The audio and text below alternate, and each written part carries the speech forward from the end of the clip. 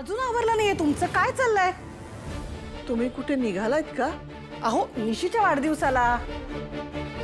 नाही तुमच्या लक्षात नसेलच ना निशीचा वाढदिवस आहे ते. आणि लक्षात तरी कशाला असेल म्हणा, तुमच्यासाठी तुम्हाला एकच नात आहे, तारिणी. नाही, लक्षात होतं माझ्या. हो, मग एक फोन तरी केलात का तिला?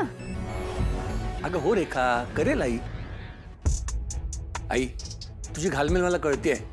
तारिणी तुला दिवसातून 10 वेळा फोन करायची आणि 1-2 दिवस झाले तिने फोन केला नाही. अगं म्हणून तू जरा अस्वस्थ आहेस, बाकी दुसरं काहीही कारण नाहीये. पण रेवा म्हणाली ना ती एकदम उत्तम आहे म्हणून, आणि केदार आहे की तिच्या बरोबर. तू काही काळजी करू नकोस. मी जरा जाऊन येतो. नाही नाही, ऐक ना, आधी माझं बोलणं करून दे फोनवर आणि मग जा ना. काय हो सासूबाई, तुमची लाडकी ना तिथे मौज मजा करते, तुम्हाला इथे करमत नाहीये म्हणून आम्ही आमच्या लेकीच्या वाढदिवसाला जायचं नाही का? तसं नाहीये ग. मग कसं आहे? नाही कळतंय मला सगळं. माझ्या मुलीचा वाढदिवस आहे, तो एक दिवस तिचा आनंदात जाणार आहे, पण हे बघवणार नाही ना तुम्हाला. आणि तिथे तारेही नाहीये तमाशा करायला, मग हे सगळं कसं पचेल? ते काही नाही हो, तुम्ही तयारी करा, आपल्याला निघायचंय लगेच. हो जरा थांब. अजिबात नाही, माझ्या लेकीच्या घरी वेळेत जायचंय मला. अगं नाही कोण म्हणतंय, पण माझं जरा फोनवर बोलणं करून दे आणि मग जा असं म्हटलं मी त्याला. तोपर्यंत तू पुढं हो ना. वा छान. म्हणजे आता निशीला तिच्या वडिलांपासून पण तोडताय तुम्ही? माझ्या लेकीला एवढं लाडाकोडात वाढवलं मी, ती तारिणी तिकडे तिचा सतत छळ करते, तोही ती सहन करतीये.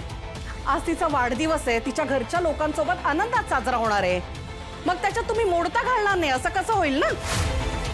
अगं मी कशातच मोडता घालत नाहीये बाई, फक्त जरा तारिणीची काळजी वाटते ना म्हणून फोनवर बोलणं करून दे म्हणते मी.